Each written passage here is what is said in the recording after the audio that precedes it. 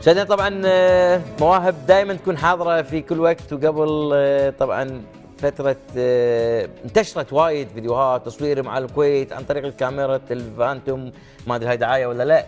عموما دائما المواهب تكون بالبدايه في برنامج بالكويتي بعض اللقطات لكاميرا ما بقول اسمها يمكن تكون دعايه اللي تطير بالجو. خلاص قلتها ما بقولها مره ثانيه وبنشوفها. خلينا نشوف الحين هذا التصوير بالكاميرا الطائره ورد لكم.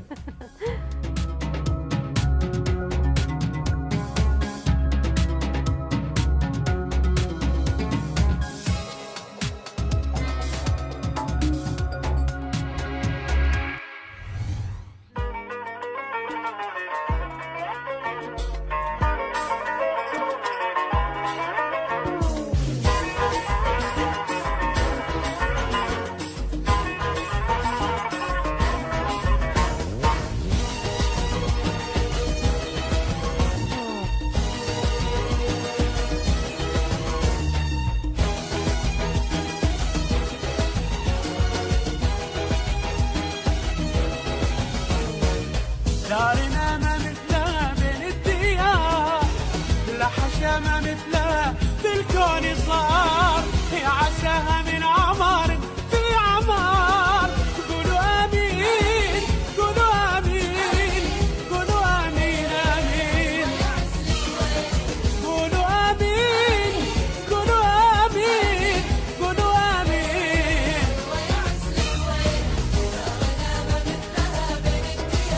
لا لا لا حشا ما مثلها بالكون صار. قولوا قولوا امين قولوا امين قولوا امين امين، قولوا امين قولوا امين قولوا امين امين.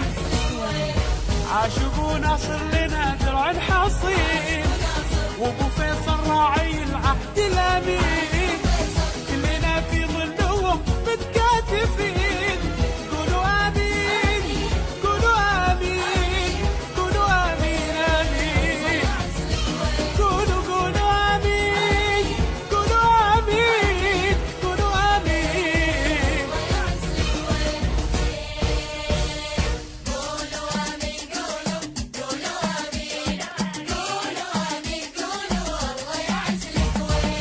يا كويت كل الحب لك، الله يعلي منزلك، يا غالية حنا لك.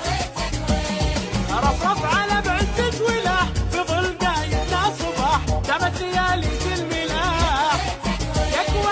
يا كويت كل الحب لك، الله يعلي منزلك، يا غالية حنا لك. قولوا قولوا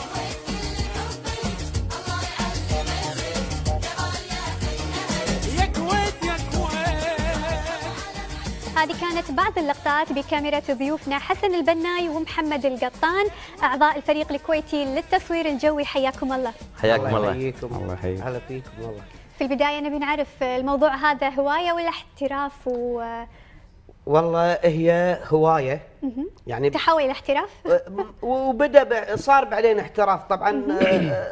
انا من لا شيء بين الشباب والمحترفين اللي موجودين يعني ما شاء الله، بس انا حاولت اني اجمع الناس هذه والشباب. انه مثلا هذا يدق لي يقول اخوي عنده الطياره، واحد بالشارع اشوفه قاعد يطير اقول له تعال ليش ما تسوي، وجمعت سويت مجموعه. حلو. وبعدين نقيت منهم يعني المميزين وسوينا فريق، وصارت الهوايه هذه اللي انتم تشوفونها حاليا. بالعكس هوايه وايد حلوه ومفيده بنفس الوقت. بس اخوي محمد قبل لا تدش الفريق وين كنت تصور؟ شلون بلشت معك الهوايه هذه؟ طبعا بالبدايه احنا كنا مصورين كاميرا عاديه قبل ان نكون مصورين جويين، وكنا بالسابق نتمنى ان نشوف اللقطه من فوق. يعني كان موضوع جدا صعب، بس من طلعت الشركات وطلعت طيارات الكواد كوبتر ومعاها الكاميرا، كان هني في خلل شوي انه ما في شيء يشيل اهتزاز الكاميرا، كانت تطير بس كانت فيها حركه مهزوزه. بعدين مع التطور ونزلت الطيارات الجديده معاها الجمبل هذا الجمبل يوخر الاهتزاز، يثبتها اكثر، يثبتها اكثر ويعطيها نعومه حق اللقطه. فهني حبيناها من هاللحظه حبيناها صح. وتطورنا فيها. ففي شغله طريفه صارت معاي بالبدايه، ان اول ما شريت الطياره كان صاحبي اخوي علي يونس سابقني بالتصوير، فقال لي انت مدامك اول طيران لا تحط الكاميرا وطير على بعد 2 3 امتار، مش ايدك. ايه فانا رحت عاندت وحطيت الكاميرا وطيرت فوق، مشيت ايدك عدل. مشيت ايدي عدل ودعمت بالجسر اوه خسرت طيارتك؟ خسرت. الحين قاعد ادور من الصندوق الاسود. يلا ما عليه معوض ان شاء الله.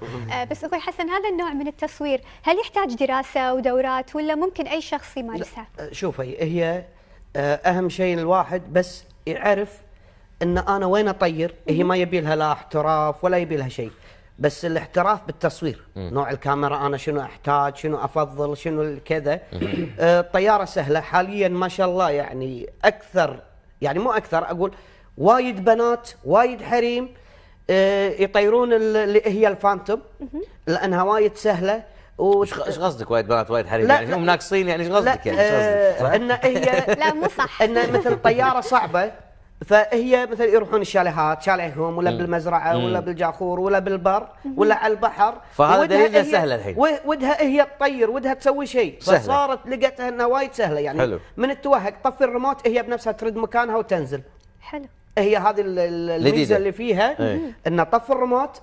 طبعا قبل لا تطير يكون قاضب فيها الجي بي اس وتطير، واي وهقه او اي مشكله ولا انه بس طف الريموت هي ترد مكانها وتنزل مكان ما طارت، او يعني حوالين ما طارت بامتار معينه يعني. حلو حلو. طيب يعني هذا يخليني اسال محمد، شنو نسبه الاعطال او الخرابات مثل ما انت كسرت طياره من قبل؟ ايش كثر يعني الموضوع هذا الواحد ممكن انه يعني يتوهق فيه؟ انه هل في مجال او شيء؟ يعني يمكن اخوي حسن قال لا ما في مجال نطيح. بلا في مجال اذا حصل يعني خلل ايه ممكن اي، لان في عندك الشركات الاتصال عندهم الابراج هذه تاثر عليها، ممكن تاثر. اي يعني ممكن انا شنو قلت؟ تفقد التحكم فيها. تطير ما اطير صوب اسلاك كهرباء، ما اطير بين البيوت. يعني مهما يكون البيوت لها حرمتها والناس لها حرمتها، وعلشان مهما يكون يعني ما اطير صوب ضغط عالي ولا صوب ابراج كهرباء ولا مثلا حتى اللي بيصور برج التحرير. وايد طيارات انفقدت وطاحت من صوب برج التحرير. برج التحرير اذا انت بتي تصوره في فوق صوب الكره اللي فوق فيها الميكروويف الانتينات هذه، يعني ما تي انت من تحت وتصعد لفوق. مثلث برمودا مالكم توني بقولها صراحه. تخيلتها مثلث برمودا. توقف من بعيد وتجيها من فوق وتطالع وتنزل وتصور وتاخذ لك احلى شو احلى لقطات يعني. بس لا تجي انك انت مثلا تقرب منه طيارتك القفها. اي نعم، لا ما يمديك تلقفها بعد. صدق؟ ايوه لا قلتها انت مثلث برمودا خلاص. يعني ما هي، شوف هي انا اقول انا عندي يعني نسبة الخطأ فيها او الحوادث يمكن 10% او 20%. كم طيارة كاسر؟ انا ولا واحدة. صدق؟ بس انت بالفريق الوحيد اللي كاسر واحدة. لازم، لان بعد شوف في فرق بين الطيار ومصور طيار. يعني يمكن بيوسف عنده خبره اكثر مني بموضوع الطيران، لان اللي يحبون هوايه الطيران مختلف عن اللي يحبون التصوير الجوي. احنا مو يعني بالطيران مو شرط هوايه يعني. بس احنا لان مصورين نعرف ناخذ الزوايا الصح.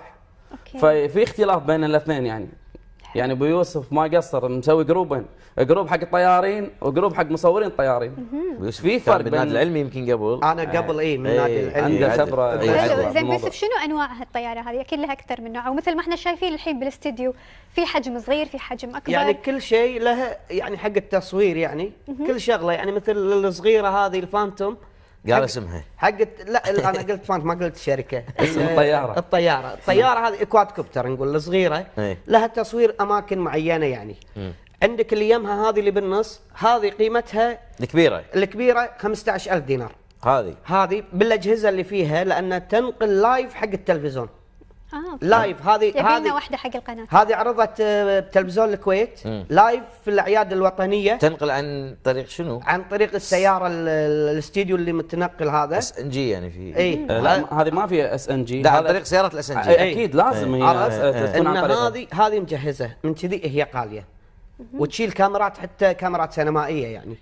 15,000. لكن انتم قلتوا انه هواة، فهذه حمات محترفين. شوف انت عندك تسوي يعني. لا. شوف في ناس دعمتنا يعني ما قصرت حلو. بصراحه كفريق، وكنا احنا بدينا بعمل وطني اللي هو الناس ليش يصورون ليش هذه. فاحنا انا كونت المجموعه والفريق هذا اللي صار، وقلنا بنسوي عمل وطني نبي نبين ان احنا نستخدمها صح.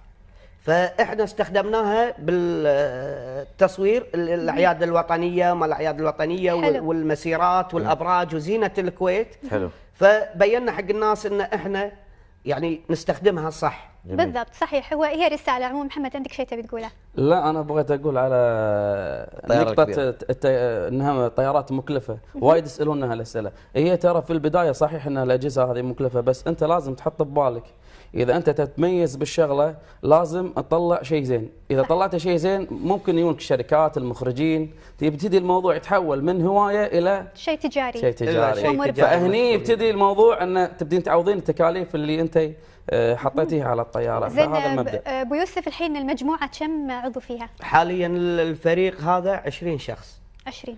وفاجأتهم انا بشخص يعني وايد هم يعني كنا احنا قاعدين ونشتغل ما في وقت، باقي يومين نبي نسوي الفيلم الفيديو نبي ننزله يوم 25 الفير ينزل ونوزع اللينكات. قلت لهم انا بالجروب جايكم مفاجاه، بسوي لكم مفاجاه عضو جديد بالجروب. وانا قعدت قاعدين بالديوانيه، ديوانيه اخونا فهد بن هبله بالروضه، كنا قاعدين وكل ساعه شنو المفاجاه؟ قلت بعدين ونسيوها. فجاه دش شمعة او نقول وردة الجروب اللي هو الفنان نبيل شعيل. ما شاء الله حلو. وانصدموا هو من هواة نعم من هواة هنا طيران التصوير. الطيران والتصوير وشجعنا يعني والله ما قصر، قدم لنا استديو اي شيء تبون وما كان في وقت. دعم كامل. وقال يعني حتى في ان شاء الله العمل القادم لكم مني انا هديه حق الفريق، كلمات واغنيه بتكاليفها باستديوها عليه هو. ما قصر. حلو. ننطرها عيال. ما قصر بشيء. فنان وراقي فعلا. أيوة. بس محمد شنو احلى لقطه اخذتوها، او يعني الجروب متفق ان هذه كانت ابرز صوره اخذتوها؟ طبعا احنا الفريق طبعا حديث الولاده، ما يمكن ما صارنا اقل من شهر. الله يجزيه خير ابو يوسف جمعنا حطنا بجروب وقال لي نبي نقدم شيء حق الكويت بهذه المناسبه وفرصه. فبسرعه قلنا حق الشباب يلا كل واحد عنده لقطه حلوه خلينا نحطها نجمعها ونخلي واحد يمنتجها. وما قصر اخونا عبد العزيز الحسيني، هو تبرع انه قال انا ابغى امنتجها.